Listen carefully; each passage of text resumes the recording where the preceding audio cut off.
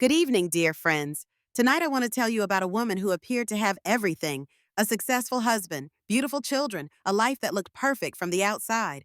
But appearances, as we all know, can be deceiving. For 28 years, Sarah Campbell lived quietly in the shadows of her husband's success. The devoted wife, the supportive mother, the woman everyone assumed was lucky to have such an accomplished husband. What no one knew, not her family, not her friends, not even her husband, was who Sarah really was beneath that carefully constructed facade.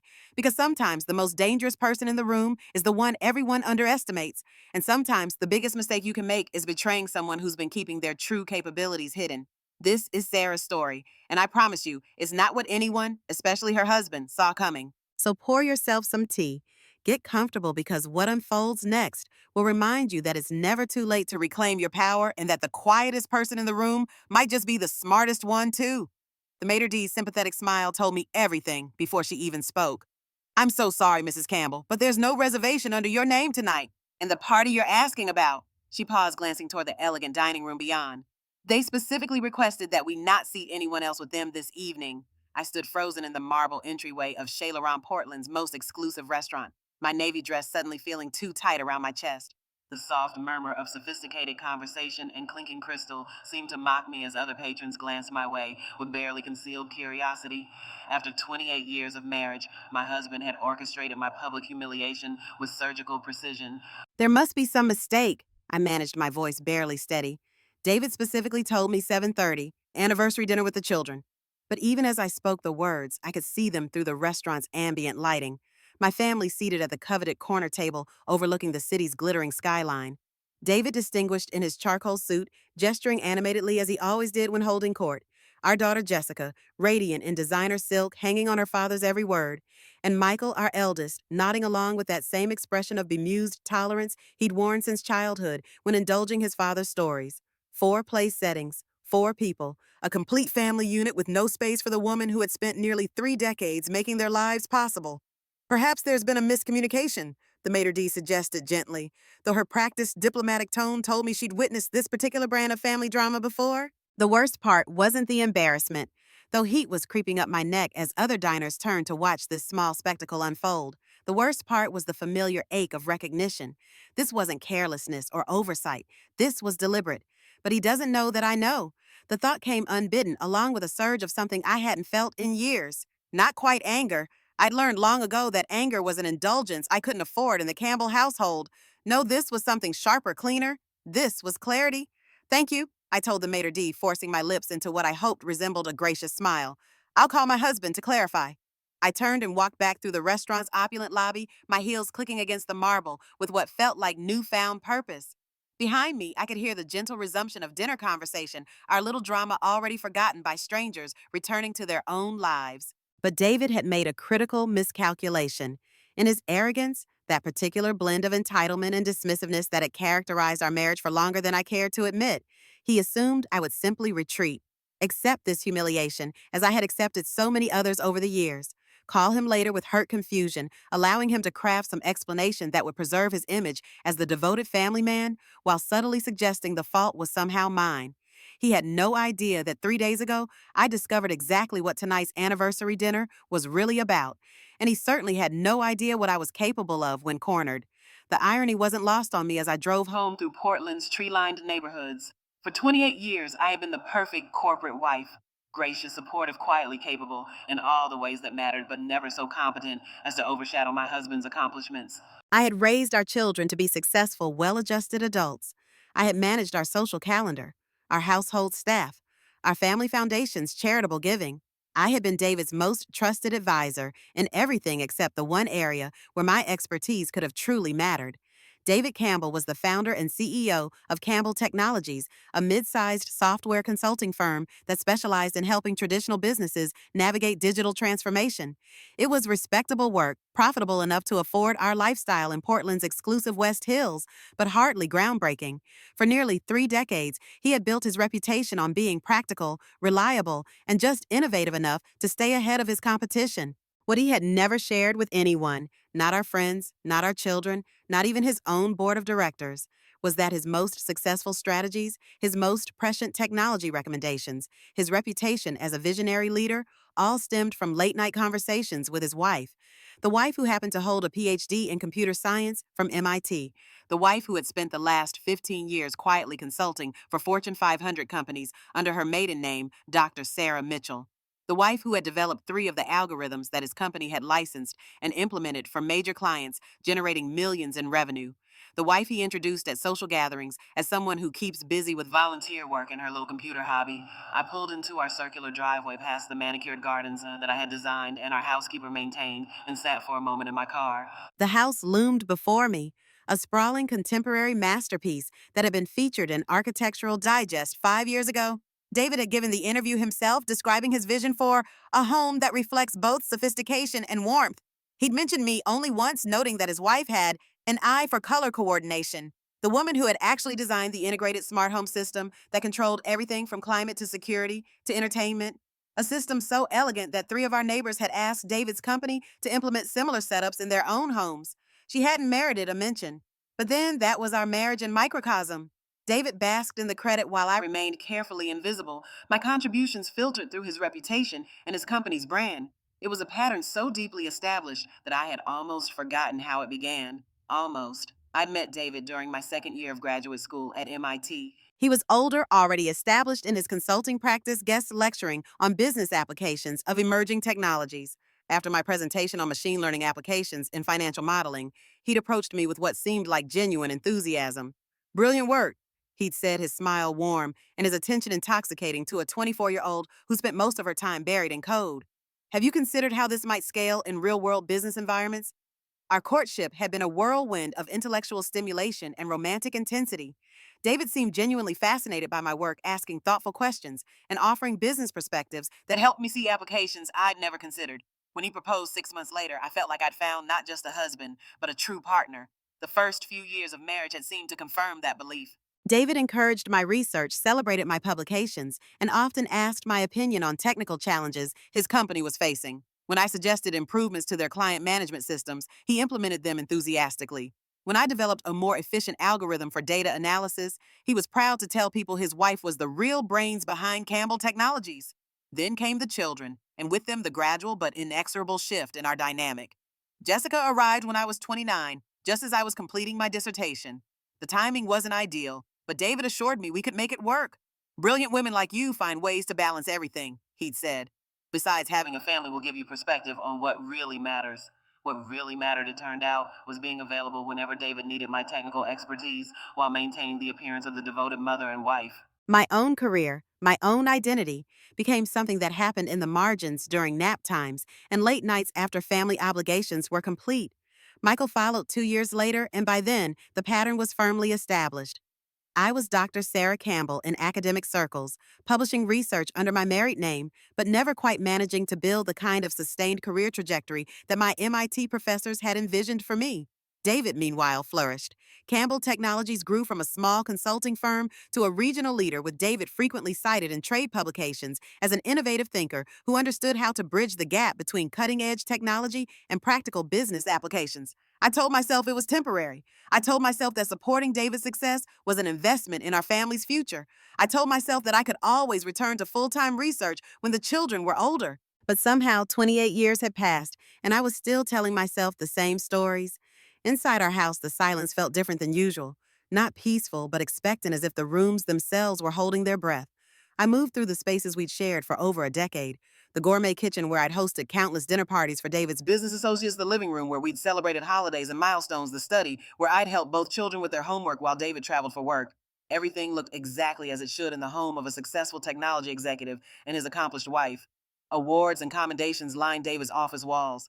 Family photos documented years of vacations, graduations, and celebrations. Bookshelves held an impressive collection of business and technology texts, along with my own academic publications, relegated to the bottom shelf but displayed nonetheless. The perfect facade of a perfect marriage. But facades, I'd learned, could be remarkably fragile when examined too closely.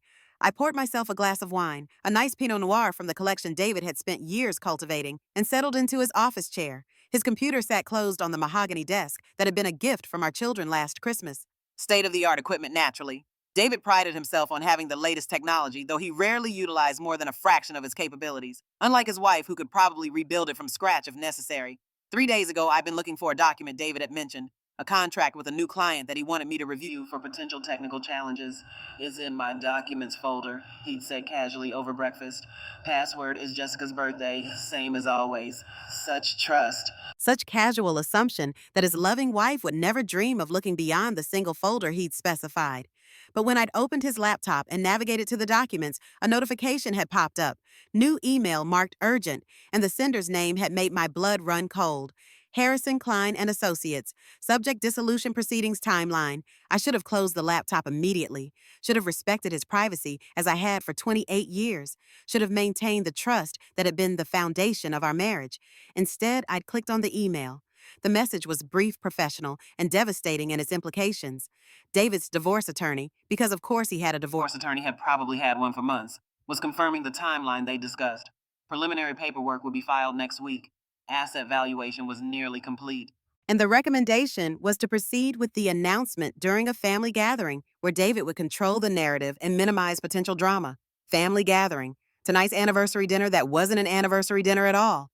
But that email, shocking as it was, hadn't been the worst discovery. Because once I started looking, really looking, at David's carefully organized digital life, I found layers of deception that took my breath away. There was a folder labeled Transition Planning that contained detailed financial assessments of our assets, including valuation documents for the intellectual property that I developed over the years. According to these documents, the algorithms and systems I created were worth approximately $3.2 million, all assigned to Campbell Technologies with my signature on licensing agreements I barely remembered signing.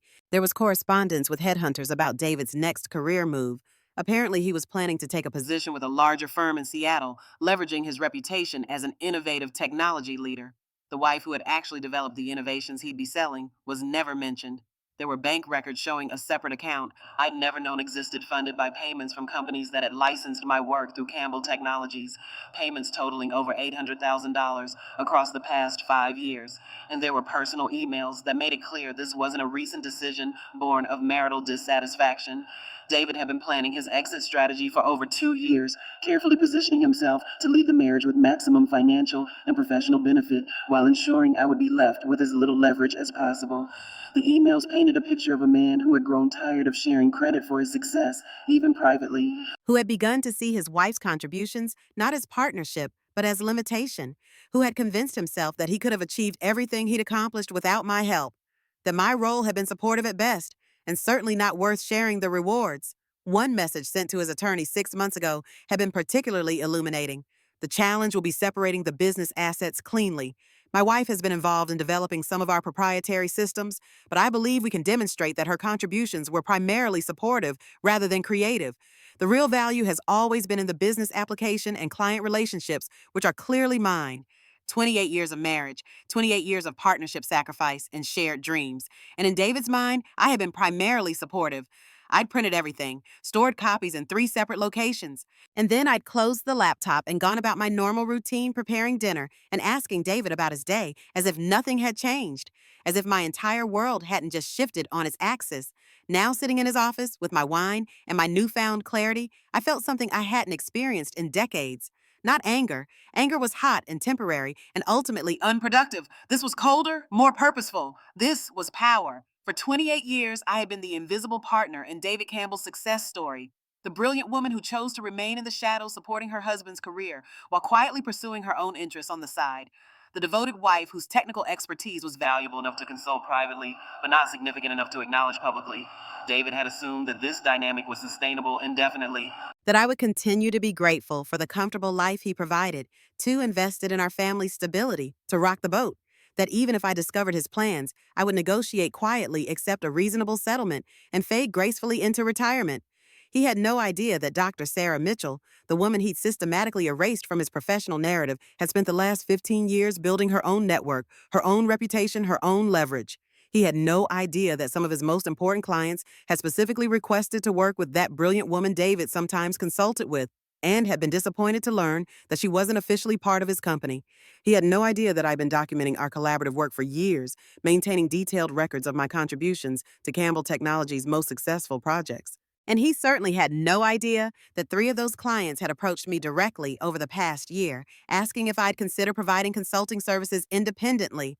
I opened my own laptop, a powerful machine I built myself with security features that would make most IT professionals weep with envy, and began composing an email. Dr. Margaret Stevens, it began. I hope this message finds you well.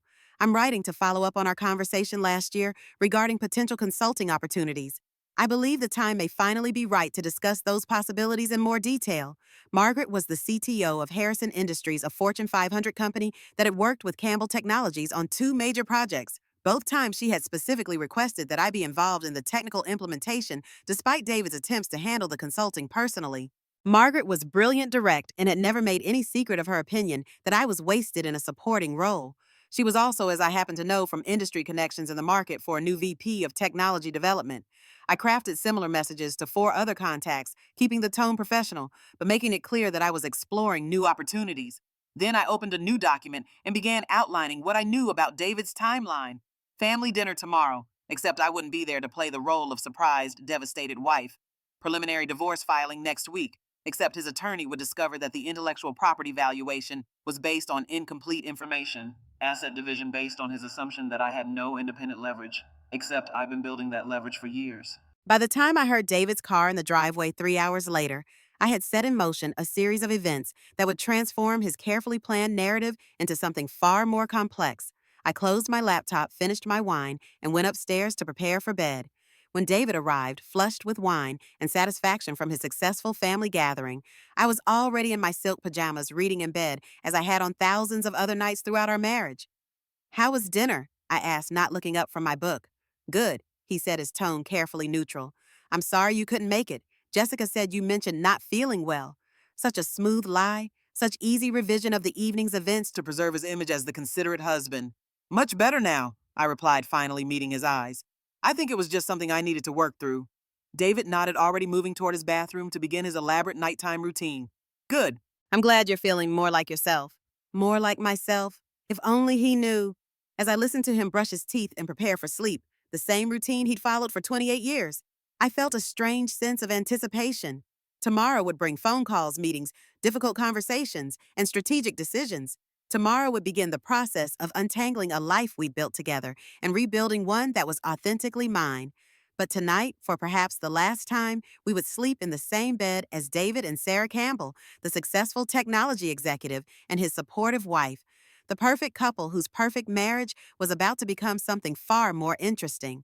David settled into bed beside me with a contented sigh, apparently satisfied that he'd successfully navigated the first phase of his carefully orchestrated exit strategy.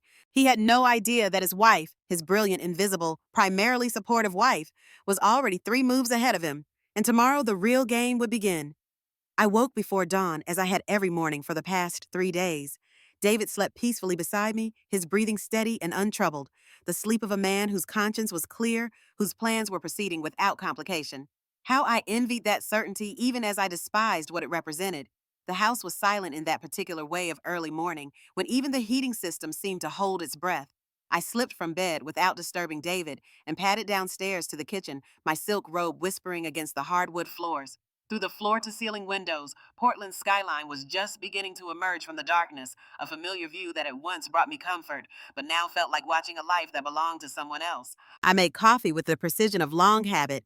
The good beans David preferred, the French press he'd insisted was superior to our perfectly functional espresso machine, the organic cream that cost twice as much as regular, but somehow validated his image as a man who appreciated quality. Every detail of our morning routine had been curated over the years to reflect his preferences, his taste, his vision of how successful people should live. When had I stopped having preferences of my own? The question came unbidden as I stood at the kitchen island, waiting for the coffee to steep. When had Sarah Mitchell, the woman who defended her dissertation with such passion that her advisors still talked about it at MIT reunions, become someone who defined herself entirely through her husband's achievements? But I knew the answer, even if I'd spent years avoiding it. It hadn't happened overnight. It had been a gradual erosion so subtle that I barely noticed it happening. A suggestion here that my career could wait. A request there for help with just this one project. A gentle redirection whenever I mentioned my own ambitions. 28 years of small compromises that had somehow added up to the complete disappearance of my professional identity. The coffee was ready. I poured myself a generous cup and retreated to David's office, drawn by the same compulsion that had led me to his laptop 3 nights ago. Not curiosity now, but necessity. If I was going to protect myself from whatever he had planned, I needed to understand the full scope of his deception. His computer sat exactly where he'd left it closed and seemingly innocent, but I knew better now. I knew that beneath its sleek surface lay evidence of betrayals that went far deeper than a simple desire for divorce. I opened the laptop and entered Jessica's birthday. Our daughter's special day, reduced to a password, just another piece of family history repurposed for David's convenience. The screen came to life, displaying his meticulously organized desktop. Everything in its place, every file labeled with corporate precision, the model of efficiency and control. Except David had made one critical error in his planning. He'd underestimated his wife's technical expertise so completely that he'd never bothered to implement proper security protocols on his personal device. No encryption, no hidden partitions, no attempt to conceal his digital trail. After all, why would he? The woman he lived with was just Sarah, the supportive wife with her little computer hobby. What could she possibly understand about digital forensics? What indeed? I navigated back to the folder I discovered 3 days ago, transition planning. But this time I didn't stop at the divorce documents. This time I dug deeper, following digital breadcrumbs that painted an increasingly disturbing picture of the man I'd been married to for nearly 3 decades. The financial records were more extensive than I'd initially realized. David hadn't just been hiding income from my consulting work. He'd been systematically redirecting it for years. Every algorithm I developed, every system I designed, every piece of intellectual property that had made Campbell Technology successful, all of it had been generating revenue streams that I'd never known existed. But it was the email correspondence that truly revealed the depth of his deception. Messages with his business partner, Robert Chen, discussing how to transition away from dependence on Sarah's contributions while retaining the value of her previous work. Plans to restructure the company's intellectual property holdings to ensure that I would have no claim to future royalties. Strategies for presenting my role in the company's success as historically supportive but not strategically essential. I had to stop reading for a moment, my hands trembling with something between rage and grief. These weren't the words of a man preparing for an amicable divorce from a marriage that had simply run its course. These were the calculations of someone who had systematically planned to erase my contributions from the record while ensuring he retained maximum benefit from my work. But there was more, so much more. A folder labeled Seattle Opportunity contained detailed correspondence about David's planned move to Innovate Northwest, a major consulting firm that specialized in technology integration for large corporations. The position they'd offered him, Senior Vice President of Emerging Technologies, came with a substantial salary increase and equity package. According to the offer letter, they were particularly interested in his proven track record of developing innovative algorithmic solutions for complex business challenges. My algorithmic solutions? My innovations. My 2 decades of quietly brilliant work, now repackaged as David Campbell's unique expertise. The most damning document was a presentation he prepared for Innovate's board of directors, outlining his vision for their technology development division. Slide after slide detailed strategies and methodologies that I recognized as my own work, presented with the casual confidence of a man who had convinced himself that he was the true architect of these innovations. One slide in particular made my blood run cold. It was titled Proprietary Methodologies and featured a detailed breakdown of the machine learning algorithm I developed for financial modeling. The same work that had caught David's attention all those years ago at MIT. He'd refined the presentation over the years, but the core concepts were unmistakably mine. At the bottom of the slide, in David's characteristic bold font, developed by David Campbell, 2018-2023, 5 years. He was claiming 5 years of development time for work I completed over 15 years ago. I sat back in his expensive ergonomic chair, my coffee growing cold as the full scope of his betrayal settled over me like a suffocating blanket. This wasn't just about ending our marriage or even about financial deception. This was about the systematic theft of my life's work, my professional identity, my very legacy. David had spent years positioning himself to walk away from our marriage with not just half our assets, but with complete ownership of everything that had made him successful. He would start his new life in Seattle as a celebrated technology innovator, while I would be left to explain to anyone who asked that the brilliant Dr. Sarah Mitchell had somehow failed to build a career worthy of her MIT doctorate. The perfect crime, really. Who would believe that a woman who'd spent 28 years in the shadows had actually been the driving force behind her husband's success? But as I scrolled through document after document, email after email, I began to notice something David had overlooked in his meticulous planning, in his arrogance, in his absolute certainty that I would never challenge his narrative. He'd been careless about one crucial detail. He'd documented everything. Every algorithm I developed, every consultation session where I'd solved problems his team couldn't handle, every late night conversation where I'd walked him through complex technical concepts. It was all there in his files, recorded with the obsessive attention to detail that had made him successful in business. David believed this documentation protected him, established his ownership of ideas and innovations that had generated millions for Campbell Technologies. But what he'd actually created was a comprehensive record of intellectual property theft spanning more than 2 decades. My hands were steadier now as I opened a new browser window and navigated to a secure cloud storage service. If David could plan and document his betrayal, then I could certainly document my defense. I began systematically copying files, creating a digital archive that would tell a very different story about the source of Campbell Technologies' innovations. As I worked, fragments of memory surfaced, moments I dismissed at the time, but that now took on new significance. David's surprise when I'd suggested improvements to his client presentations, his quick appropriation of technical solutions I'd offered casually over dinner, the way he gradually stopped acknowledging my contributions in front of colleagues until even I had begun to believe that my role was purely supportive. How long had he been planning this? How many years had he spent viewing our marriage not as a partnership, but as a strategic arrangement that had outlived its usefulness? But perhaps more importantly, how long had I been complicit in my own erasure? The question was painful to contemplate, but necessary. I'd allowed myself to become invisible, convinced myself that supporting David's success was the same as achieving success myself. I prioritized family harmony over professional recognition, convinced myself that being the power behind the throne was somehow more noble than claiming the throne itself. I realized with devastating clarity, the perfect victim for this kind of betrayal. Brilliant enough to be useful, selfless enough to be exploited, and quiet enough to be forgotten. But no longer. As the sun began to rise over Portland, painting our expensive view in shades of gold and possibility, I felt something shift inside me. Not anger. Anger was too hot, too immediate for what I had in mind. This was something colder, more purposeful. This was determination. David would wake soon, shower with his imported soap dress in one of his hand-tailored suits, and head to the office where he would spend the day managing a company built on my innovations while planning a future that had no place for me in it. He would do this secure in the knowledge that his wife was safely contained, too dependent on their shared life to threaten his carefully constructed narrative. He had no idea that the woman he'd systematically underestimated for 28 years had just declared war. I finished copying the last of the crucial files and closed his laptop, leaving everything exactly as I'd found it. Then I returned to the kitchen, refreshed my coffee, and began making David's breakfast with the same careful attention I'd shown for decades. When he came downstairs 40 minutes later, adjusting his tie and checking his phone for urgent messages, I was the picture of domestic contentment. "Good morning," I said, placing his eggs, Benedict, on the dining room table with a smile that felt like putting on a familiar mask. "Sleep well." "Very well," he replied, settling into his chair with the satisfied air of a man whose plans were proceeding smoothly. "Though I should probably get to the office early today. Big week ahead." "Indeed it is," I thought, watching him eat the breakfast I prepared while scrolling through emails on his phone. The same phone that contained dozens of messages about his secret divorce proceedings, his new job opportunity, his systematic theft of my life's work.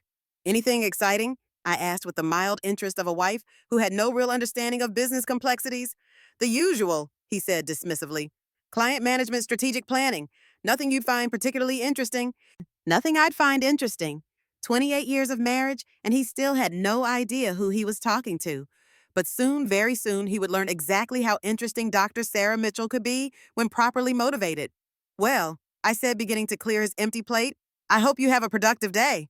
David kissed my cheek absently and headed for the garage, already focused on whatever crisis or opportunity awaited him at Campbell Technologies, the same company that existed in large part because of innovations he was preparing to claim exclusively as his own. I watched from the kitchen window as his Tesla disappeared down our winding driveway, then returned to his office and reopened his laptop. This time, I wasn't looking for evidence of betrayal. I already had more than enough. This time, I was looking for ammunition. And as I began to trace the digital footprints of David's deception, I felt a familiar thrill, the same excitement I had experienced as a graduate student solving complex problems that others had deemed impossible. It had been years since I'd felt this intellectually engaged, this professionally alive. David had made one fatal error in his calculations. He'd forgotten that the woman he was betraying wasn't just his wife. She was also his most dangerous competitor. The morning after David's family dinner charade, I sat in my home office, the small room he'd relegated to me years ago, dismissing it as adequate space for my hobby work, and felt the familiar comfort of being surrounded by my real tools. not the kitchen appliances or household management systems that defined my daily existence, but the sophisticated computer equipment that represented who I truly was beneath the carefully constructed facade of the corporate wife. My setup would have impressed most IT professionals. Three monitors arranged in an efficient arc, a custom built workstation with processing power that rivaled most small companies' servers, and networking equipment that provided security capabilities David couldn't begin to comprehend. This wasn't the amateur enthusiasm of someone playing with technology. This was the workspace of a professional who had spent decades staying at the cutting edge of her field. For 28 years, I had maintained this parallel existence. By day, I was Sarah Campbell, the supportive wife who managed social calendars and charity commitments. But in the early morning hours and late into the night, I became Dr. Sarah Mitchell again, consulting for companies that valued my expertise enough to pay premium rates for my discretion and skill.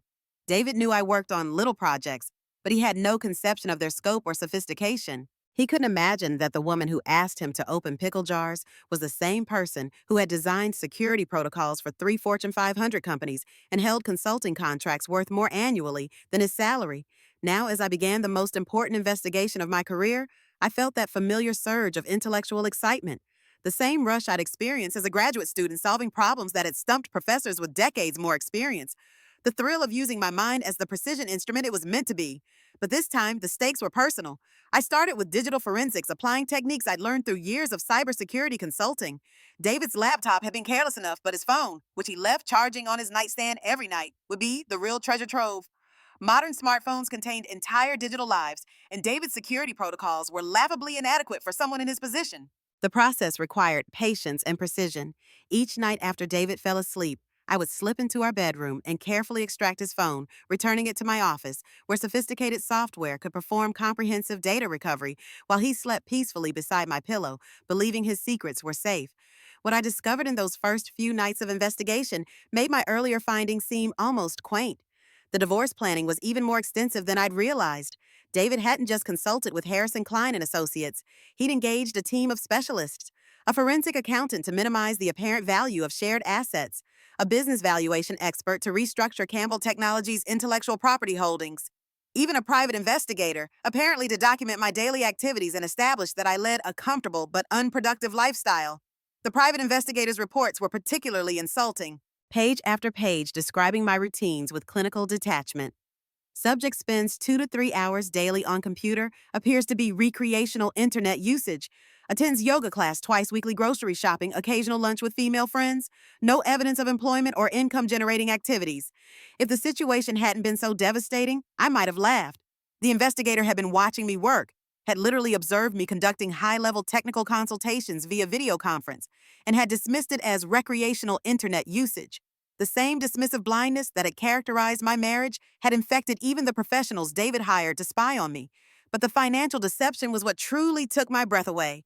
Hidden within the maze of corporate structures surrounding Campbell Technologies, I discovered a network of subsidiary companies and licensing agreements that had been systematically redirecting revenue generated by my innovations. Over the past decade, these hidden income streams had produced nearly $4.7 million, money that had been quietly accumulating in accounts I'd never known existed. The paper trail was complex but damning. Every algorithm I developed, every system I designed, every piece of intellectual property that had made Campbell Technology successful, all of it had been carefully restructured through legal mechanisms designed to obscure my contributions while maximizing David's control and benefit. But it was the personal communications that revealed the true depth of his betrayal. Text message threads with his attorney contained casual discussions about managing Sarah's expectations and ensuring she remained financially dependent enough to accept reasonable settlement terms. There were conversations about timing the announcement to minimize my ability to mount an effective response. Most chilling were the exchanges about narrative control. David's determination to ensure that his version of our marriage and divorce would be the only one that mattered. One message sent just 2 weeks ago made my hands tremble with suppressed rage. The key is positioning this as natural evolution. Sarah's been out of the workforce so long that nobody will question her limited options. We just need to ensure she doesn't get any ideas about claiming credit for work she couldn't have done independently. Work I couldn't have done independently. 28 years of marriage, and my husband was convinced that I was incapable of independent thought or achievement. But perhaps the most revealing discovery came from his personal email account, where I found correspondence that painted a picture of David I barely recognized. There were messages with colleagues that mocked my technical suggestions with cruel specificity. Exchanges with Robert Chen that dismissed my contributions as lucky guesses and beginner's enthusiasm. Most painful were conversations with our children, where David had apparently been preparing them for months for news of our divorce by subtly undermining their respect for my capabilities and contributions. A message to Jessica from 3 months ago was particularly devastating. Your mother is having a difficult time accepting that her role in the company was never as significant as she believed. I think the transition will be easier for everyone if she can find new interests that are more appropriate for this stage of her life. My own daughter had been coached to see me as a delusional middle aged woman clinging to fantasies of professional relevance. But as I worked through the evidence applying the same systematic analysis I'd used in decades of consulting work, a different picture began to emerge. David's dismissive confidence in his own narrative had made him careless about documentation, and his certainty that I would never challenge his version of events, or that I lacked the sophistication to do so effectively. He'd created a comprehensive record of fraud, manipulation, and betrayal. Every stolen algorithm was documented in company files with timestamps that proved my authorship. Every redirected payment was traceable through banking records that established a clear pattern of deception. Every dismissive comment about my capabilities was contradicted by business records showing the direct financial impact of my innovations. David had built his case for divorce on the assumption that I was professionally insignificant. But in doing so, he'd forgotten the fundamental rule of any investigation: the evidence always tells the true story, regardless of what the perpetrator believes. And the evidence was telling a story that would destroy everything he'd worked to build. As I compiled my findings into a comprehensive digital archive, I felt something I hadn't experienced in years. Not just intellectual satisfaction, but professional pride. This investigation was showcasing skills I developed over decades of high-level consulting work, skills David had never bothered to understand or acknowledge. I was reminded of a conversation I'd had with Margaret Stevens, the CTO of Harrison Industries, during our last consulting engagement. Sarah, she'd said, you have a gift for seeing patterns that others miss. You don't just solve problems, you solve problems that people didn't even know they had.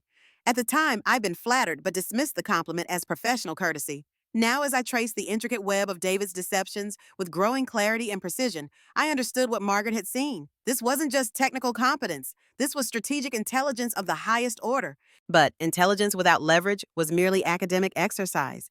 If I was going to protect myself and expose David's betrayal, I needed more than evidence. I needed allies' resources and a plan that would give me control over the narrative he was so determined to dominate, which meant it was time to make some phone calls to people who actually understood my value. The first call was to Margaret Stevens herself. Despite the early hour on the West Coast, she answered on the second ring, a habit I remembered from our previous collaborations. Sarah, what a pleasant surprise. Please tell me you're finally ready to discuss that position we talked about. I smiled, feeling a warmth I hadn't experienced in months. Here was someone who knew exactly who Dr. Sarah Mitchell was and what she was capable of accomplishing. Actually, Margaret, I think I might be. But first, I need some advice about a rather complex situation I'm facing. Margaret's tone immediately shifted to professional concern. What kind of situation? I took a deep breath, preparing to share the truth with someone outside my family for the first time. The kind where I need to prove that a 28-year marriage was actually a 28-year theft of intellectual property. There was a moment of stunned silence. Then Margaret's voice came back sharp with anger. That bastard! I always wondered why Campbell Technologies' innovations seemed so sophisticated, while David himself seemed so limited in technical discussions. The validation was overwhelming. After years of doubting my own perceptions, having someone immediately understand the situation was like oxygen after nearly drowning. Margaret, I need to ask you something confidential. In your professional opinion, based on our collaborations over the years, would you say that I'm capable of developing algorithmic solutions independently? Her laugh was sharp and immediate. Sarah, you're one of the most brilliant systems architects I've ever worked with. Half the innovations Campbell Technologies claims credit for, I suspected came from you. The other half, I was certain of it. Would you be willing to document that opinion professionally? Absolutely. And Sarah, when you're ready to discuss your next career move, call me immediately. Harrison Industries has been looking for someone with your exact skill set for months. After hanging up, I felt a surge of confidence that had been missing from my life for years. This was what professional respect felt like. This was what it meant to be valued for my actual capabilities rather than my willingness to remain invisible. But Margaret was just the beginning. Over the next 3 days, I made careful strategic contact with 6 other former clients and colleagues. Each conversation was a revelation, not just about their respect for my work, but about opportunities I'd never imagined were available to someone with my background. Dr. James Rodriguez at Pacific Tech had been wondering if I'd consider joining their artificial intelligence research team. Linda Chen at Cascade Consulting had a client specifically looking for someone with expertise in financial modeling algorithms. Even Professor Williams at MIT, my former dissertation advisor, had been hoping I'd consider returning to academic research. Sarah, Professor Williams said during our call, I followed your career peripherally over the years, and I've always wondered why someone with your capabilities was content to remain in the background. You were one of our most promising graduates. Content to remain in the background. If only they knew how little choice I believed I had. But as I documented these conversations and added them to my growing evidence file, I realized something crucial. David's narrative about my professional limitations wasn't just wrong, it was provably false. I had not just the technical capabilities to build an independent career, but the professional network and reputation to do so successfully, which meant that his entire justification for the divorce settlement, that I was economically dependent and professionally limited, was built on a foundation of lies he'd been telling himself for so long that he'd begun to believe them. But uncovering the truth about David's betrayal was only the first phase of my investigation. If I was going to protect myself effectively, I needed to understand not just what he'd done, but how he'd done it, and whether his deceptions extended beyond our marriage into his broader business practices. Because if David had been willing to systematically defraud his wife of nearly 3 decades, what else might he be capable of? That question would drive the next phase of my investigation as I turned my analytical skills toward Campbell Technologies itself and discovered that my husband's betrayal of our marriage was just the beginning of a much larger pattern of deception. 3 weeks into my investigation, I had transformed my small home office into something resembling a war room. Multiple monitors displayed complex financial flowcharts, legal documents, and communication networks that painted an increasingly disturbing picture of Campbell Technologies' operations. What had begun as a personal investigation into David's divorce planning had evolved into something far more significant. My husband, it appeared, was not just a betrayer of marriages, he was a criminal. The discovery came accidentally, as the most important revelations often do. While tracing the hidden revenue streams generated by my intellectual property, I noticed irregularities in Campbell Technologies' client billing systems, discrepancies that wouldn't be visible to casual observers, but stood out like flashing warning signs to someone with my background in financial modeling and systems analysis. David had been systematically overbilling clients for consulting services, using sophisticated algorithms to distribute the fraudulent charges across multiple projects and time periods in ways that would be nearly impossible to detect without comprehensive data analysis. The same technical precision that characterized his theft of my innovations had been applied to a much broader pattern of corporate fraud. But this wasn't simple greed. The financial crimes were elaborate, carefully planned, and involved multiple layers of deception that suggested David had been operating this scheme for years, possibly decades. As I traced transaction patterns and cross-referenced billing records with project documentation, a chilling picture emerged. Campbell Technologies had been charging clients for technical consulting services that were never performed, licensing fees for proprietary technologies that didn't exist, and development costs for innovations that had actually been created by me unpaid and uncredited. The scale was breathtaking. Over the past 10 years alone, fraudulent billing had generated approximately $12.8 million in illicit revenue. Money that had been carefully laundered through the same network of subsidiary companies that had been hiding my stolen intellectual property royalties. But the most shocking discovery was that David hadn't been operating alone. Robert Chen, his business partner and closest friend for over 15 years, was deeply involved in the scheme. So was their corporate attorney, Michael Harrison. Even their accountant, Patricia Valdez, had been instrumental in creating the complex financial structures that made the fraud possible. This wasn't a crime of opportunity or desperation. This was a coordinated conspiracy involving some of the most trusted people in David's professional life. As I documented the evidence with growing horror and fascination, I began to understand something crucial about the man I'd been married to for 28 years. The casual dismissal of my contributions, the systematic theft of my innovations, the elaborate planning for our divorce. These weren't isolated acts of selfishness. They were expressions of a fundamental sociopathy that had been hidden beneath the facade of the successful businessman and devoted family man. David Campbell was a man who believed that rules applied to other people, who saw relationships as transactions to be optimized and people as resources to be exploited, who had built his entire professional reputation on a foundation of theft, fraud, and manipulation, and I had been his primary victim for nearly 3 decades. But understanding the scope of David's criminality also revealed something else: leverage. The evidence I'd uncovered wasn't just devastating to our marriage or even to his reputation. It was potentially criminal liability that could result in federal prosecution, prison time, and the complete destruction of everything he'd worked to build. For the first time since discovering his divorce plans, I felt a surge of something approaching optimism. David believed he held all the cards that his superior resources and established narrative would allow him to control the terms of our separation. He had no idea that his wife possessed evidence that could send him to federal prison. But as I considered my options, I realized I needed guidance from someone with expertise in criminal law and corporate fraud. My technical skills had been sufficient to uncover the evidence, but navigating the legal implications would require professional assistance. Which brought me to Dr. Helen Morrison. Helen had been my closest friend during graduate school at MIT before life and geography had gradually reduced our relationship to annual Christmas cards and occasional social media interactions. But Helen had built a remarkable career as a federal prosecutor, specializing in white collar crime, and she had a reputation for both brilliant legal analysis and absolute discretion. More importantly, Helen was one of the few people who remembered Dr. Sarah Mitchell as she'd been before marriage and motherhood had gradually erased her professional identity. I called her on a Thursday evening, my hands trembling slightly as I dialed the number I'd found on the Justice Department's website. Sarah Campbell, Helen said, her voice warm with genuine pleasure. This is an unexpected delight. How long has it been? Too long, I replied, surprised by how much comfort I drew from hearing my name spoken by someone who actually knew me. Helen, I hope you don't mind me calling out of the blue, but I find myself in need of some very confidential legal advice. Helen's tone immediately shifted to professional alertness. What kind of advice? I took a deep breath. The kind that involves federal fraud statutes and approximately $13 million in stolen intellectual property and fraudulent billing. There was a moment of stunned silence. Then Helen's voice came back sharp with interest. Sarah, where are you right now? Are you safe? The question caught me off guard. Safe? Yes, I'm at home. Why? Because what you just described suggests you've uncovered evidence of serious federal crimes. And if I know you at all, you've been investigating this systematically and thoroughly. The validation was overwhelming. Even after 20 years with minimal contact, Helen immediately understood both my capabilities and the significance of what I discovered.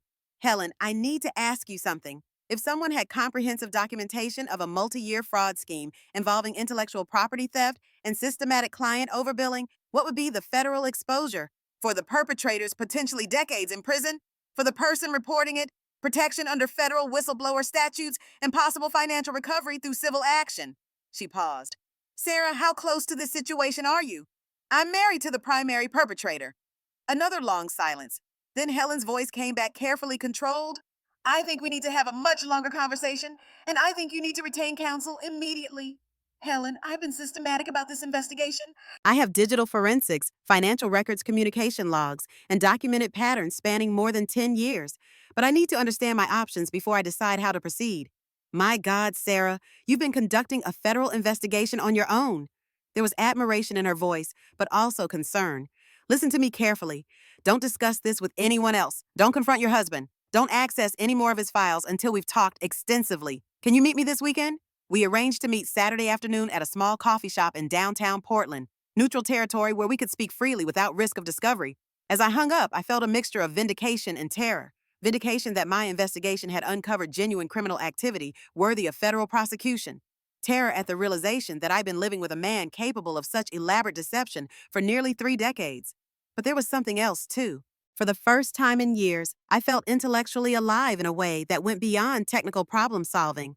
This investigation was showcasing not just my analytical capabilities, but strategic thinking, investigative skills, and professional judgment that I'd forgotten I possessed.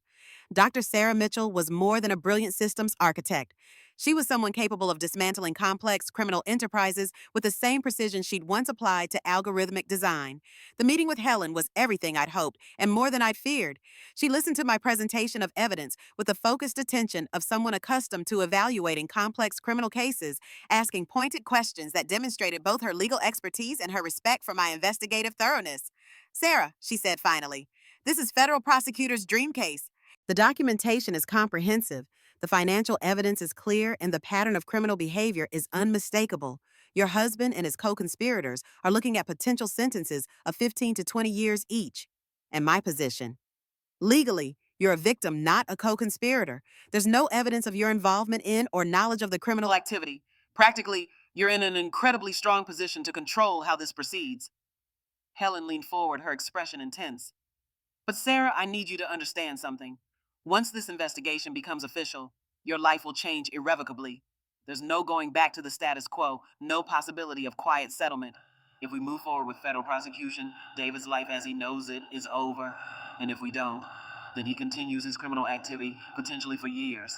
And he certainly proceeds with divorcing you on terms that would leave you with a fraction of what you're legally entitled to. I considered this for a long moment, weighing options that all led to the destruction of the life I'd known for 28 years. But as I thought about David's casual dismissal of my contributions, his systematic theft of my life's work, his cruel manipulation of our children's perception of my worth, I realized that the life I'd been living was already destroyed. David had ended our marriage the moment he decided to betray everything we'd built together. I was simply choosing how to respond to that betrayal. Helen, if I cooperate with a federal investigation, what kind of timeline are we looking at? Months, not years. With evidence this comprehensive, the investigation phase would be relatively brief. Your husband would likely be arrested within 6 to 8 weeks of our initial filing. And financially, asset forfeiture laws would freeze his accounts and property pending trial. You'd be protected as an innocent spouse, and civil recovery could potentially make you whole for the stolen intellectual property. We're talking about millions in restitution. As we discussed the practical implications, I felt a strange sense of calm settling over me. This wasn't about revenge, though I certainly wanted David to face consequences for his actions. This was about justice. For me, for his clients, for everyone who had been victimized by his elaborate deceptions. But it was also about reclaiming my identity. For 28 years, I had been Dr. Sarah Mitchell in hiding, allowing myself to be diminished and dismissed, while my innovations generated millions for the man who stole credit for my work. Federal prosecution would force the truth into the light in ways that no divorce settlement could accomplish. Helen, I want to move forward. But I need some time to prepare. Prepare how?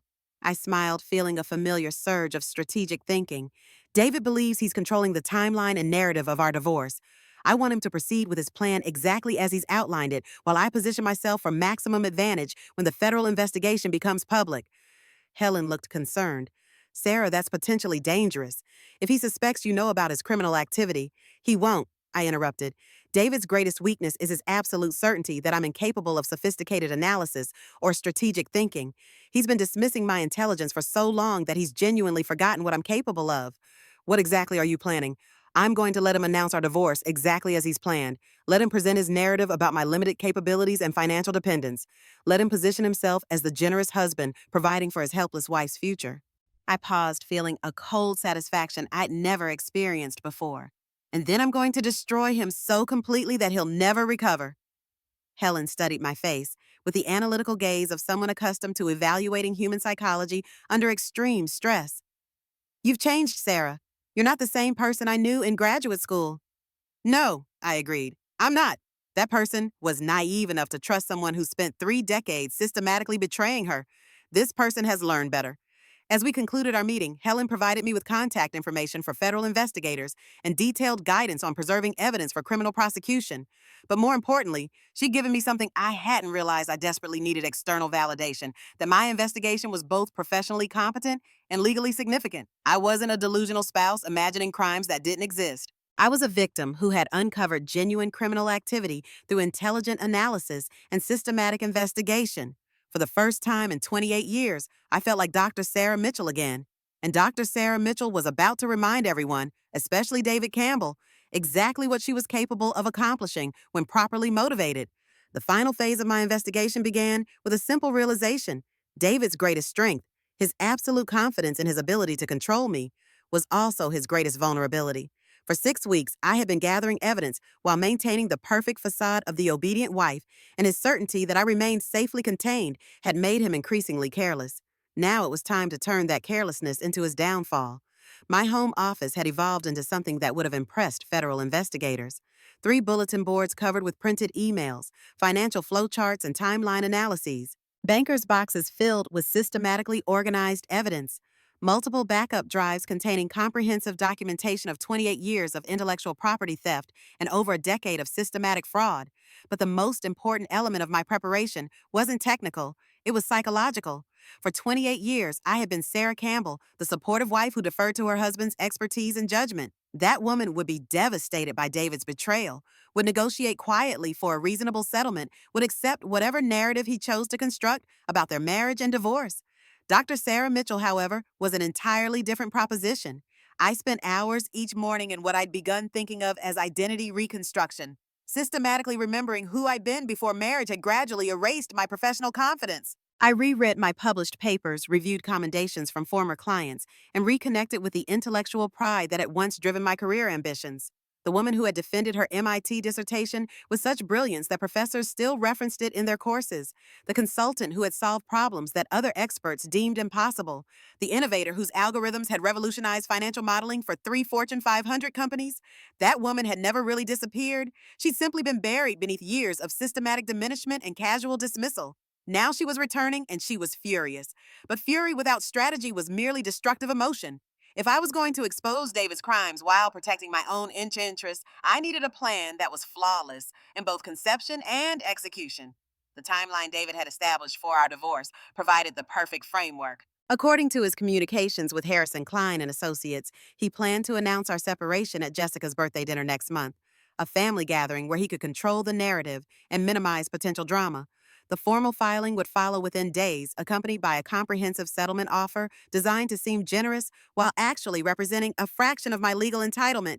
David believed this approach would give him maximum advantage, present me with a fait accompli in a public setting where emotional outbursts would be inappropriate, then follow immediately with financial terms that would seem reasonable to outside observers while protecting the assets he built through criminal activity. It was, I had to admit, a sophisticated strategy that demonstrated genuine understanding of human psychology and legal positioning. Unfortunately for David, it was also completely dependent on his target remaining ignorant of his true circumstances. My counter strategy began with letting him proceed exactly as planned while positioning myself for devastating response. I would attend Jessica's birthday dinner as the unsuspecting wife, react with appropriate shock and hurt to his announcement, and accept his initial settlement terms with the confused gratitude he expected. But while David was congratulating himself on his masterful handling of our divorce, I would be preparing to reveal evidence that would transform him from successful businessman to federal criminal defendant. The key was timing. Federal investigations, once initiated, moved with inexorable momentum that David would be powerless to control. But I needed to ensure that when that investigation Became public, I was positioned not as the wife of an accused criminal, but as the whistleblower whose courage had exposed his crimes, which meant rebuilding my professional identity in ways that would be visible to potential employers and industry observers. I began reaching out systematically to former colleagues and clients, ostensibly to explore consulting opportunities, but actually to establish a public record of my technical expertise and professional reputation. Dr. Margaret Stevens at Harrison Industries was particularly helpful, agreeing to publish a case study about our previous collaboration that would clearly establish my role in developing the innovations David had been claiming as his own. Professor Williams at MIT was even more supportive, inviting me to guest lecture in his advanced systems design course and discussing the possibility of my returning to academic research. Sarah, he said during our video call, I've always wondered why someone with your capabilities seemed content to remain in the background. You were one of our most promising graduates. Each conversation, each professional reconnection was another piece of evidence that David's narrative about my limited capabilities was demonstrably false. By the time federal investigators became involved, there would be extensive documentation that Dr. Sarah Mitchell was not just technically competent, but professionally accomplished in ways that directly contradicted her husband's claims about her dependence and limitations. But the most important element of my preparation was emotional. Exposing David's crimes would require testifying about intimate details of our marriage, enduring media scrutiny, and potentially facing years of legal proceedings. I needed to be psychologically prepared for the complete destruction of the life I'd known, regardless of how much I'd grown to despise its limitations. I began working with Dr. Patricia Reynolds, a therapist who specialized in helping professionals navigate major life transitions. I couldn't share the specific details of my situation. The federal investigation had to remain confidential. But I could discuss the emotional challenges of ending a long marriage and rebuilding my career after years of professional invisibility. Sarah, Dr. Reynolds said during one of our sessions, you talk about this transition as if you're becoming someone new, but from everything you've told me about your background and capabilities, it sounds like you're actually returning to who you really are. She was right, of course. The confident, intellectually engaged woman who was planning David's downfall wasn't a new creation. She was Dr. Sarah Mitchell, finally freed from the constraints that had kept her hidden for nearly 3 decades. But that freedom came with tremendous responsibility. The evidence I'd uncovered represented more than personal vindication. It was proof of crimes that had victimized not just me, but dozens of Campbell Technologies clients who had been systematically defrauded. Moving forward with federal prosecution wasn't just about protecting my own interests. It was about ensuring that David faced consequences for a pattern of criminal behavior that would certainly continue if left unchallenged. The moral clarity was both liberating and terrifying. For 28 years, I had defined my worth through my ability to support David's success and maintain our family's stability. Now I was preparing to destroy both in service of a larger justice that extended far beyond our marriage. As Jessica's birthday dinner approached, I found myself experiencing a strange combination of anticipation and grief. Anticipation for the moment when David's carefully constructed facade would finally crumble. Grief for the end of a life that, however flawed and limiting, had provided structure and meaning for nearly 3 decades. But there was something else, too. Something I hadn't felt in years, genuine excitement about my own future. For the first time since graduate school, I was making plans based entirely on my own interests and capabilities. Margaret Stevens had formally offered me a position as Director of Technology Innovation at Harrison Industries, a role that would utilize my expertise while providing the professional recognition I'd been denied for so long. Professor Williams was developing a research proposal that would allow me to return to MIT as a visiting scholar while pursuing advanced work in artificial intelligence applications. Even Helen Morrison had suggested that my investigative skills and technical expertise might translate well to consulting work with federal law enforcement agencies. The life that was ending had been built around making David Campbell successful while keeping Dr. Sarah Mitchell invisible. The life that was beginning would be entirely different, built around showcasing my own capabilities while serving causes larger than personal comfort or social expectation.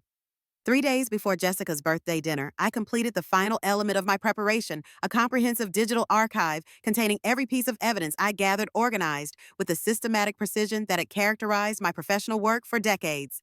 Bank records, communication logs, forensic analysis, timeline documentation, and supporting materials that painted an unmistakable picture of criminal conspiracy spanning more than a decade. I created multiple backup copies stored in different physical locations and secured with encryption protocols that would make the evidence accessible to federal investigators while protecting it from any attempt at suppression or destruction. Then I sat in my home office, surrounded by the evidence of my husband's betrayal and my own investigative capabilities, and felt a profound sense of completion. For 6 weeks, I had been Dr. Sarah Mitchell again, applying my intelligence and expertise to the most important problem I'd ever faced. The solution was elegant in its simplicity. David Campbell had committed federal crimes that could be proven beyond any reasonable doubt, and he documented his criminal activity so thoroughly that prosecution would be straightforward once the evidence was properly presented. His arrogance had been his undoing. His absolute certainty that his wife was incapable of sophisticated analysis had made him careless about operational security. His dismissive attitude toward my intelligence had blinded him to the possibility that I might discover and document his crimes with professional precision. In 48 hours, David would announce our divorce at Jessica's birthday dinner, confident that he was controlling the narrative and timeline of our separation.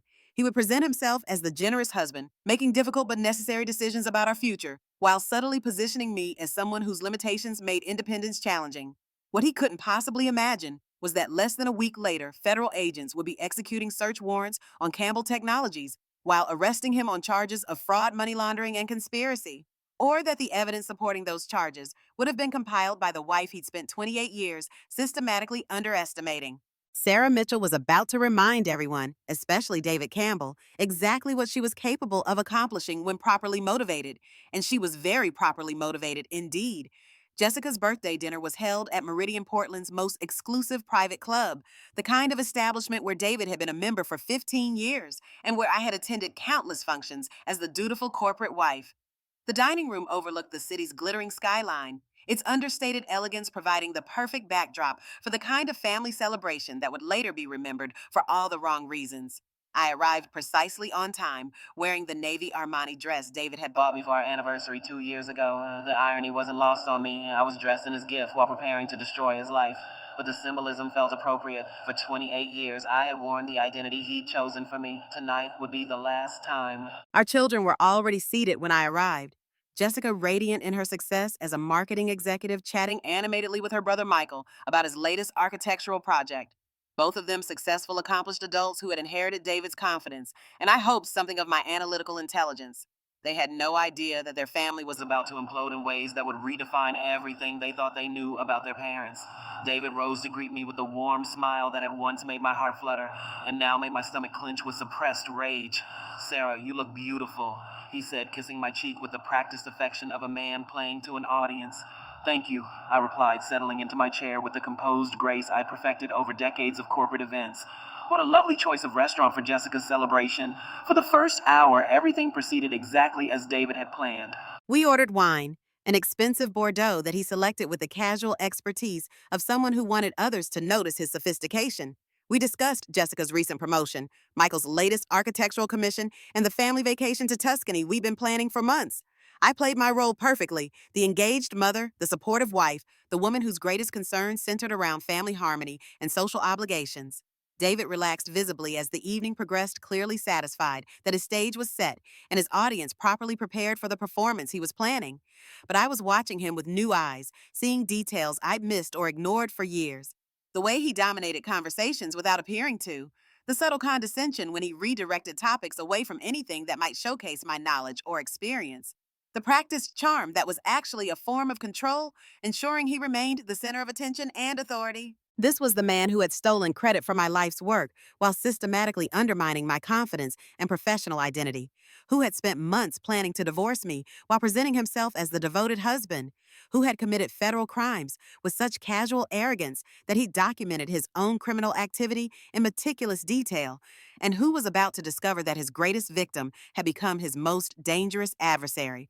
The moment came, as I'd known it would, between the main course and dessert. David stood raising his wine glass with the confident smile of a man accustomed to commanding attention. Before we celebrate Jessica's wonderful news, he began, his voice Carrying the practice authority of countless business presentations, Sarah and I have something we'd like to share with you both. I felt my heart rate increase but kept my expression carefully neutral. This was it. The moment when David would reveal his master plan while believing he maintained complete control over the narrative. After 28 wonderful years together, he continued, his tone warm but serious. Your mother and I have decided that this is the right time for us to begin a new chapter in our lives. We've agreed to pursue an amicable separation that will allow us both to explore new opportunities while maintaining our deep respect and affection for each other. The words were beautifully crafted, I had to admit. Positive, mature, suggesting mutual decision making while subtly positioning him as the architect of our family's future. Jessica gasped, her hand flying to her mouth in shock. Michael's face went pale as he processed the implications. Dad, Jessica whispered, are you sure? I mean, you've always seemed so happy together. David's expression was perfectly calibrated, sad but resolute, loving but determined. Sometimes, sweetheart, people grow in different directions. Your mother has her interests, and I have mine. We've decided it's better to make this transition while we can still maintain our friendship and mutual respect. My interests, as if my MIT doctorate and decades of professional expertise were equivalent to stamp collecting or gardening. This was my cue to react with appropriate shock and hurt, to tearfully confirm David's version of events, while perhaps expressing hope that we might reconcile. To play the role of the confused, dependent wife who was struggling to accept this difficult but necessary decision. Instead, I smiled. Actually, I said, my voice carrying a clarity that seemed to surprise everyone at the table, I think our children deserve to know the complete truth about why their father is so eager to end our marriage. David's confident expression flickered for just a moment, a tiny crack in his composure that told me he was beginning to sense that something wasn't proceeding according to his carefully orchestrated plan. Sarah, he said, his tone gently warning, I don't think this is the appropriate time or place to discuss the $4.7 million you've been stealing from me over the past decade. I interrupted, reaching into my purse to withdraw a leather portfolio, or the systematic fraud you've been perpetrating against Campbell Technologies clients, or perhaps the federal investigation that will be announced next week. The silence that followed was absolute. Even the ambient noise of the restaurant seemed to fade as our small family tableau became the center of a drama that none of them had seen coming. David's face had gone ashen, but he recovered quickly, a testament to his years of experience managing crisis situations in business contexts. Sarah, I don't know what you think you've discovered, but I haven't discovered anything, David, I said, opening the portfolio with steady hands. I've documented everything. Would you like me to start with the intellectual property theft, or shall we begin with the fraudulent billing schemes? I placed the first document on the table, a comprehensive analysis of Campbell Technologies billing records showing systematic overbilling patterns spanning 8 years, the kind of forensic accounting that would have impressed federal investigators presented with the calm professionalism that had characterized my consulting work for decades. This, I continued, shows how you've been charging clients for services never performed using algorithmic distribution to hide the fraud across multiple projects and time periods. The total fraudulent billing over the past 8 years amounts to approximately $12.8 million. Jessica was staring at the document with growing horror, her marketing background sufficient to understand the implications of what she was seeing. Michael looked confused, but increasingly alarmed by the clinical precision of my presentation. David attempted to regain control. Sarah, you're clearly upset about our separation, but making wild accusations. Wild accusations. I placed a second document on the table, bank records showing the hidden revenue streams generated by my stolen innovations. David, your own financial records document every algorithm I developed, every system I designed, every piece of intellectual property you've been claiming as your own work, while redirecting the royalties to accounts I never knew existed. This was where David made his fatal error. Instead of attempting damage control or trying to end the conversation, his arrogance overwhelmed his judgment. Even if any of that were true, he said, his voice taking on the dismissive tone I'd heard for years. Whenever he discussed my technical work, you couldn't possibly understand the business complexities involved. The intellectual property you're referring to was developed collaboratively, and the billing practices are standard industry. Standard industry practice. I laughed, a sound that seemed to surprise me as much as everyone else. David, I've been a technology consultant for 15 years. I know exactly what standard practices look like and what criminal fraud looks like. I placed a third document on the table, copies of my consulting contracts with Harrison Industries Pacific Tech And Cascade Consulting, professional agreements that clearly establish my expertise and independent credibility. While you've been telling everyone that I have a little computer hobby, I've been earning six-figure consulting fees from Fortune 500 companies who value my expertise enough to pay premium rates for my discretion and skill. The transformation in our children's faces was remarkable. Jessica was looking at me as if seeing me for the first time, while Michael was beginning to understand that his mild-mannered mother was revealing herself to be someone far more complex and capable than he'd ever imagined. But David was still fighting, still believing he could regain control through the force of personality and authority that had served him so well for decades. Sarah, you're embarrassing yourself, he said, his tone now carrying an edge of desperation disguised as paternal concern. Even if you've been doing some consulting work, you know perfectly well that the real value has always been in business application and client relationships, which are clearly mine. I finished for him, placing the final document on the table. This one was different. Official letterhead, federal seal, the unmistakable gravity of government authority. This is a letter from the FBI's Financial Crimes Division acknowledging receipt of a comprehensive evidence package documenting federal fraud violations by Campbell Technologies and its principal officers. I looked directly into David's eyes, watching the color drain from his face as the implications hit him. The investigation was initiated 3 days ago based on evidence I provided. Federal agents will be executing search warrants on your offices Monday morning. The silence that followed was profound enough that I could hear conversations from other tables. The clink of silverware, the normal sounds of people enjoying their evening without any idea that they were witnessing the destruction of a man's entire life. David opened and closed his mouth several times, his usual eloquence completely failing him. For 28 years, I had watched him command rooms with his confidence and authority. Now he looked like what he actually was, a criminal who had finally been caught by someone smarter than he was. Mom, Jessica whispered, her voice filled with awe and something approaching fear. Who are you? I smiled at my daughter, feeling a warmth and pride I hadn't experienced in years. I'm Dr. Sarah Mitchell, I said simply. I graduated from MIT with a PhD in computer science. I've published research that's still cited in academic journals, and I've been one of the most sought-after technology consultants on the West Coast for the past 15 years. I'm the woman who created every innovation that made Campbell Technologies successful, and I'm the person who just provided federal investigators with enough evidence to send your father to prison for 20 years. The transformation was complete. For the first time in decades, I was telling the absolute truth about who I was and what I was capable of accomplishing. The relief was overwhelming. David finally found his voice, though it came out as a croak. Sarah, please, you don't understand what you're doing. If this becomes public, it will destroy everything we've built. Everything you've stolen, I corrected. And yes, David, that's exactly the point. I began gathering the documents, each movement deliberate and final. The federal investigation will take approximately 6 months. During that time, all Campbell Technologies assets will be frozen, pending criminal proceedings. I've retained Helen Morrison as my attorney. You remember Helen, don't you? She's a federal prosecutor now specializing in white-collar crime. I stood smoothing my dress with hands that were remarkably steady considering the magnitude of what I'd just accomplished. Jessica, Michael, I'm sorry you had to learn about your father this way, but I couldn't allow him to continue presenting himself as the victim of our failing marriage while concealing the fact that he spent years committing federal crimes.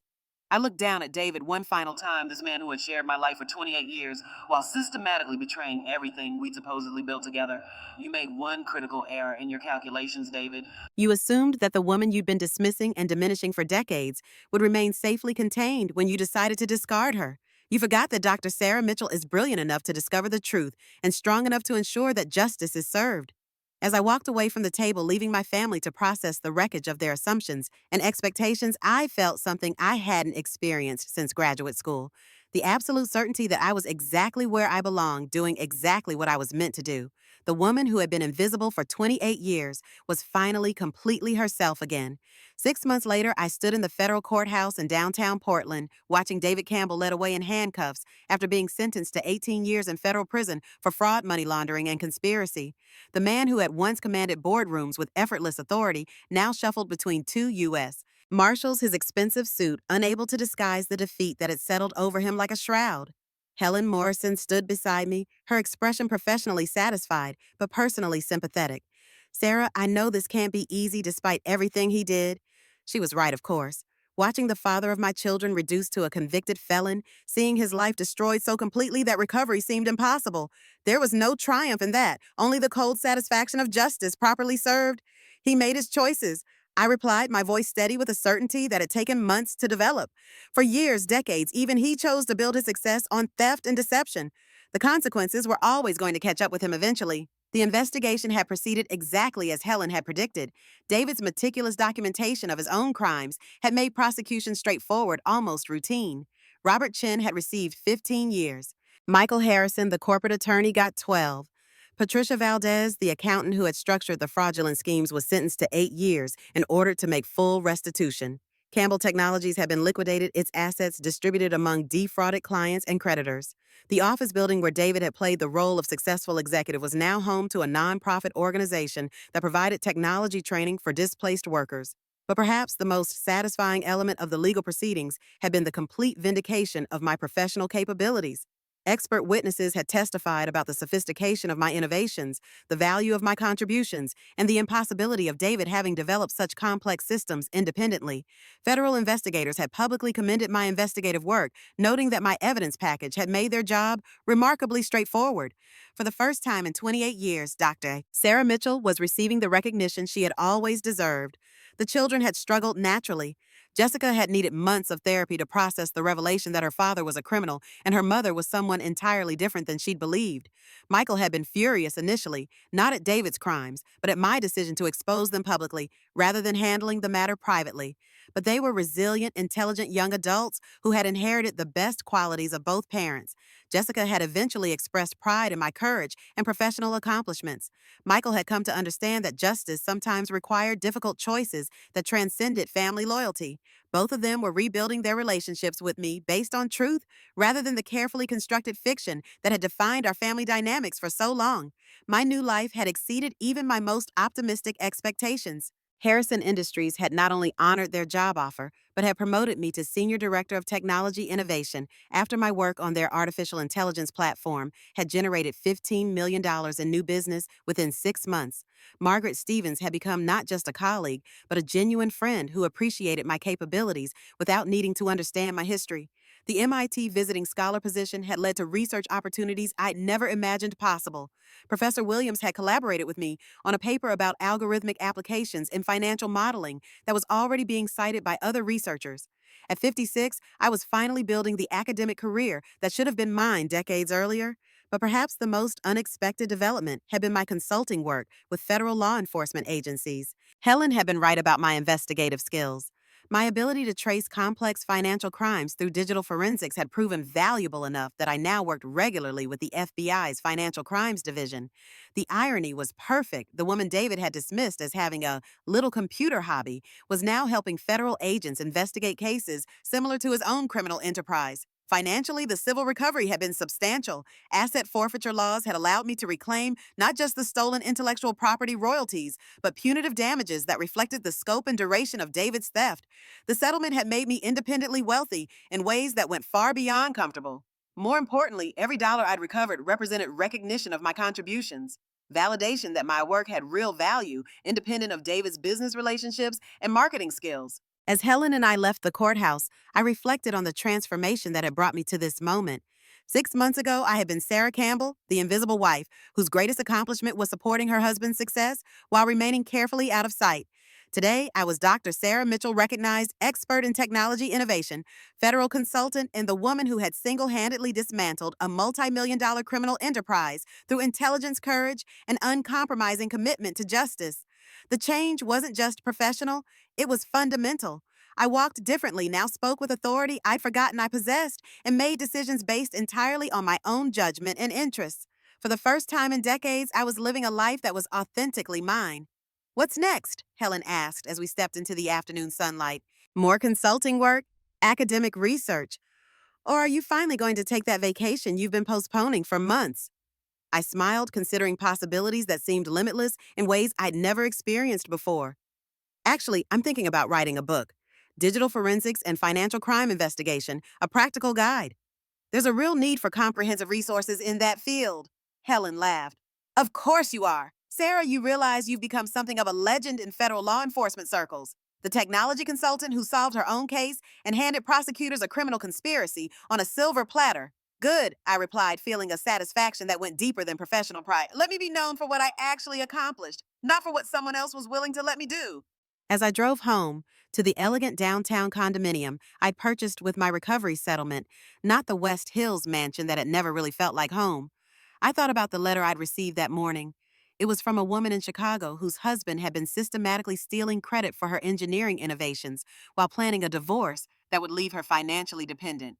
She'd read about my case in a technology journal and was asking for advice about protecting her intellectual property and exposing his deception. Dr. Margaret Harrison, she'd signed the letter. Another brilliant woman made invisible by a marriage that had become a prison. I would call her tonight, I decided. Share what I learned about gathering evidence, building legal cases, and reclaiming professional identity after years of systematic diminishment. Help her understand that intelligence and determination could overcome even the most elaborate betrayal. Because that was what Dr. Sarah Mitchell did now. She helped other women understand that they were stronger, smarter, and more capable than anyone had ever allowed them to believe. The woman who had been invisible for 28 years was finally completely herself again.